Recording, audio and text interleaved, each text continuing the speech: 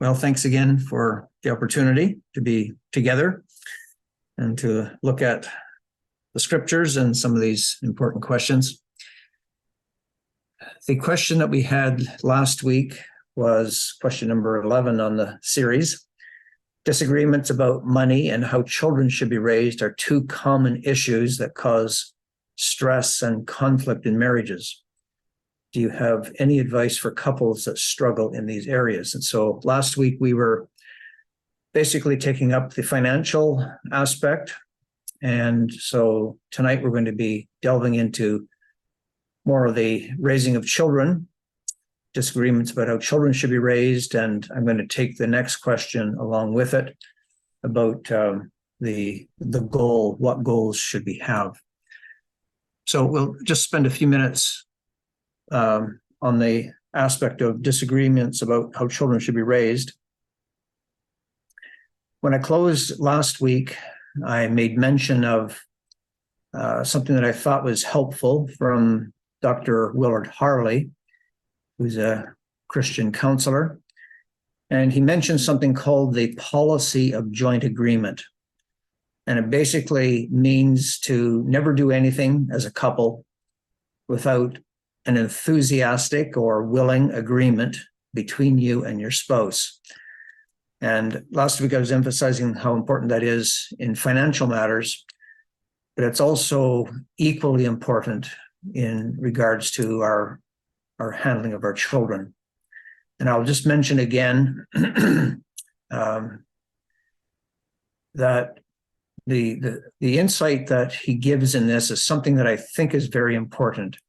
And that is, he says, whatever goals you have and whatever methods you choose, and relating it now to raising children, whatever you work on together, agree together, it will always be better, more effective than anything that you do independently, or especially in opposition of each other.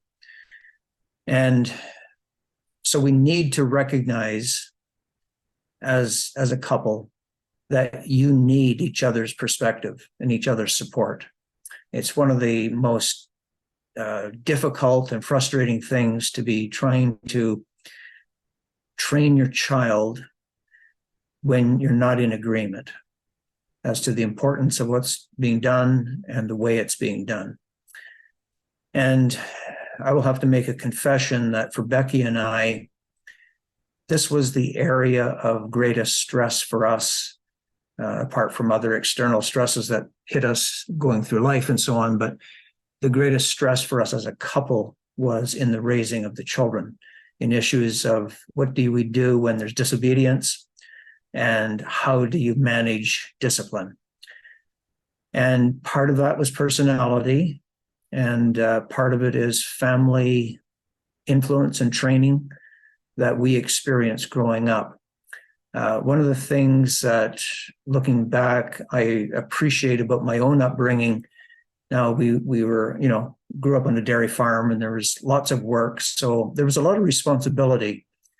And I believe that children respond to responsibility. And it's one of the most important things for children to develop in is learning to be responsible and helping out. And there's a lot of opportunity for training just without it being direct confrontation. You're developing them in maturing and so on in so many different ways.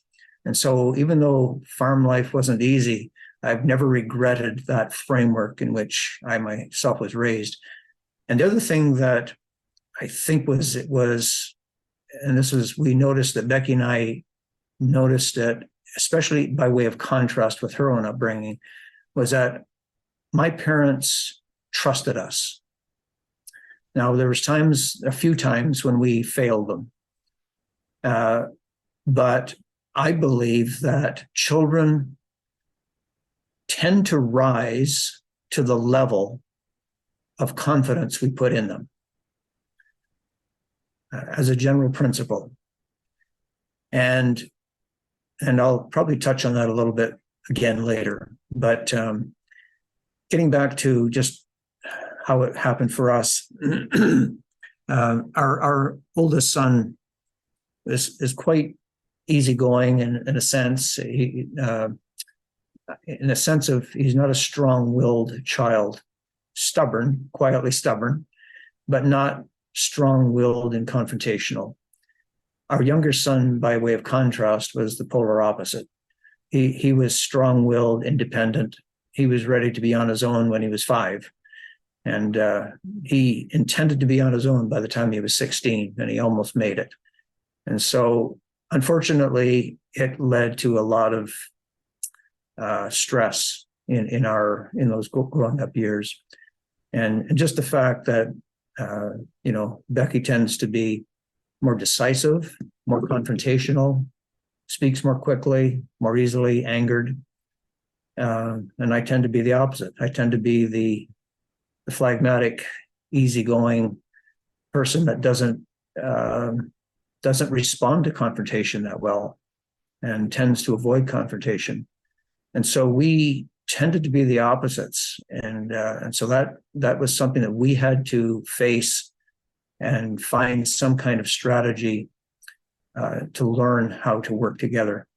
And we did find out that we had to learn to not respond immediately. And it tended to be our younger boy that would, bring something and he demanded an answer. He wanted an answer until it was the answer he didn't want. And then it wasn't what he wanted. And so one thing I'm glad is that both Becky and I shared an abhorrence of disrespect and dishonor of parents and those in authority. And so we learned it, and I guess we probably learned it in different phases throughout the years, that we needed to support each other. So we needed to alert each other when there was some kind of, decision to be made or discipline to be carried out. And so that's something that we had to learn. And that's really, although I don't know if we ever officially understood the policy of joint agreement as a principle, I think we came to realize that if we were going to be a benefit to our children growing up, we could not be in conflict in front of them. And it was necessary for them to see us united together and caring for each other in the times of discipline as well. Because just like it is in assembly life, anytime there's a problem and some kind of discipline or rebuke or confrontation has to take place, that's a prime ground for divisions to happen and strong feelings and hard feelings to be generated between others who weren't part of the problem to start with. And so another aspect that I think that we tend maybe not to pay as much attention to is that not only will the most important thing and the most enduring thing be your own example, but how you handle each other as a couple, as parents.